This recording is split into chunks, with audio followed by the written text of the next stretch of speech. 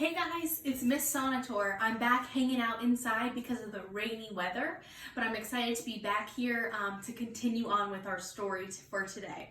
But before we begin, I want to start with a great big hug, just reminding you that I miss you, love you, and I can't wait to see you guys next year when you're in first grade. I'm always sending my love from my house to your house.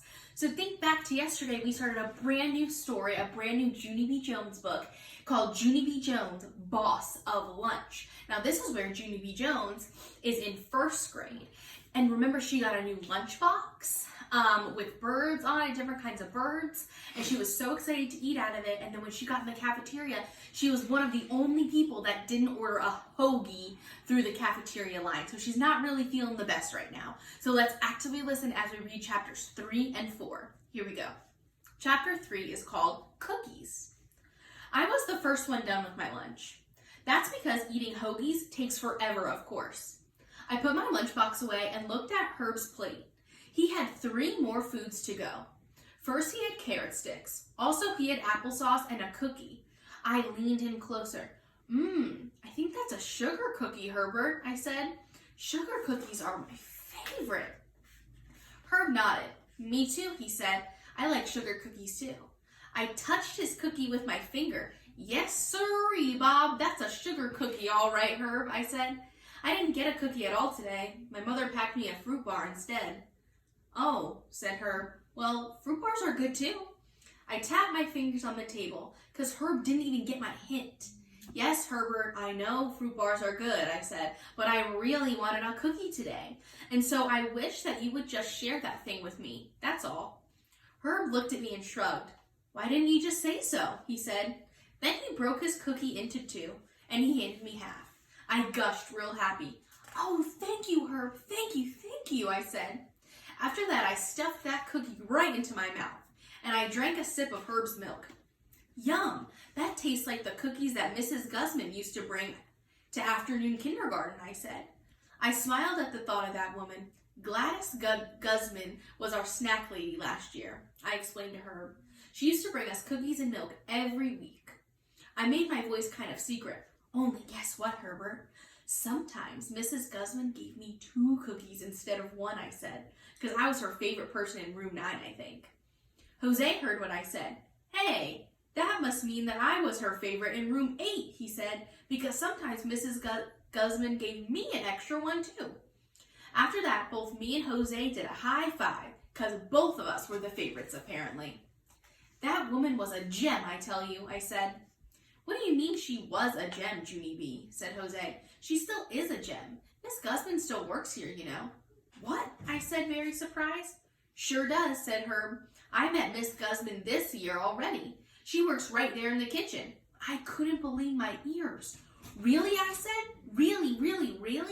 Because if Mrs. Guzman still works at our school, how come she hasn't brought us milk and cookies this year? Herb shrugged. I don't know, he said. But she still works here, all right. In fact, we saw her just now when we were getting our hoagies. I put my hand over my mouth, because that news was too good to be true. Jose laughed. If you don't believe us, go see for yourself, he said. I will, Jose. I will go see for myself, I said, really joyful. Then I jumped right out of my seat and I zoomed into the kitchen, and I hollered and hollered for Mrs. Guzman. Chapter 4, Gladys. Miss Guzman, Miss Gladys Guzman, where are you? I hollered. It's me, Junie B. Jones. I looked all around. There was a long counter with children pushing trays. Did anyone see Mrs. Guzman? I asked the children. Does anyone know her? My friends say she's right here in this kitchen, but I don't even see her. I hollered her name even louder. Mrs. Guzman! Mrs. Gladys Guzman! Then all of a sudden, a lady came hurrying around the corner, and good news, it was her. It was Mrs. Gladys Guzman. I ran and hugged her very tight. Mrs. Guzman, I am so glad to see you, I said. Miss Guzman hugged me back. Junie B. Jones, I'm glad to see you too, she said. I smiled up at her. She was wearing the same big white apron from last year. Whoa, just look at you, Mrs. Guzman, I said. You didn't change a bit. I patted her apron. You didn't even change your clothes, apparently, I said. Mrs. Guzman laughed. She was wearing plastic mitts on her hands. Plus, also, she was wearing a hairnet. Hey, I remember those things from last year, I said. You told me that you wear plastic mitts and a hairnet whenever you touch food, remember? You said that was called good hygiene, 'cause mitts and a hairnet protect our food from dirty germs and hairs. Mrs. Guzman made a face. Are you sure that's the way I put it, she asked. I skipped all around her in a circle. Hey, Mrs. Guzman, now that you found me, you can start bringing cookies to my room again. I held up one finger. I am in room 1 this year. Room 1 comes earlier in the alphabet than room 9. And so now that you know where I am, when can you bring cookies, Gladys? Mrs. Guzman did a chuckle. She leaned down next to me and she patted my arm. And she said, don't call her Gladys. After that, Mrs. Guzman explained all about snacks. She said that first graders don't get snacks like kindergartner kids do. On account of first graders get cookies with their school lunches. I did a frown at that news. Yeah, only what about the children who bring their lunches, Mrs. Guzman? Where's our cookies, huh? 'Cause today everyone got a cookie except for me and Sheldon. Mrs. Guzman didn't answer my question. Instead, she raised her head and looked behind me. That's when I heard my teacher's voice. Junie B. Jones, he said kinda loudish. Exactly what do you think you're doing? I spun around. Mr. Scary's eyes looked annoyed at me. Why did you get up from the table, Junie B? He asked. What's the story here? Everyone was staring. I did a big gulp, then I squeezed my eyes closed real tight, and I tried to think of the story here. Well, let's see, I said.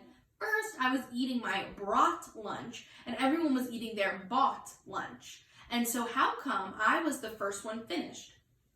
And then I was just sitting there, and I spotted Herb's sugar cookie, and I really, really wanted that thing. And good news, Herb shared. And so then, after that delicious cookie reminded me about Mrs. Guzman. And what do you know? Herb and Jose said she was right there in this very kitchen.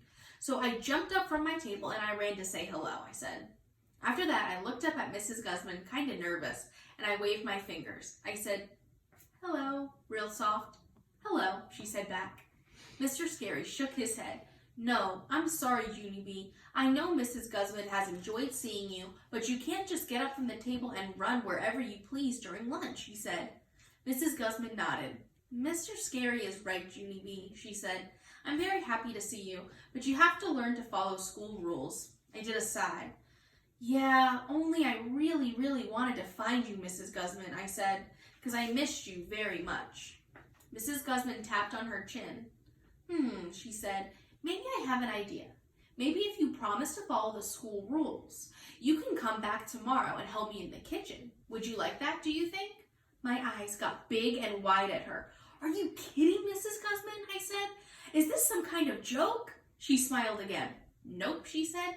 It's no joke. We let children help us in the kitchen quite often. If it's okay with your teacher, I'll give you a permission slip to take home to your parents.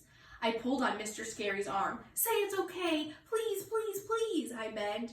Mr. Scary didn't answer right away. Instead, he ran his fingers through his hair, and he thought and thought. Then finally, he said it. Mr. Scary said it's okay. I clapped and danced and twirled. I can do it, Mrs. Guzman, I said. I can come help you in the kitchen. Excellent, she said. Then she reached behind the counter and she handed me a permission slip. And that's not all. Because she reached back there one more time and she pulled out a pair of brand new plastic mitts. Here, she said, these are for you. You can wear them around your house tonight to get used to them. I did a gasp at those wonderful things. Thank you, Mrs. Guzman. Thank you. I said, I've always wanted some of these thingamajigs. After that, I put them on my hands, very thrilled, and I waved goodbye to Mrs. Guzman. See ya, I said. See you tomorrow. Then I walked back to my lunch table with Mr. Scary, and I followed the rules for the rest of the day. That is the end of chapter 4. I'm so excited for Junie B. Through those chapters, you can feel her excitement that she's so ready to help Mrs. Guzman in the cafeteria tomorrow. Meet me back here tomorrow to see how that goes. Have a great rest of your day. See you guys.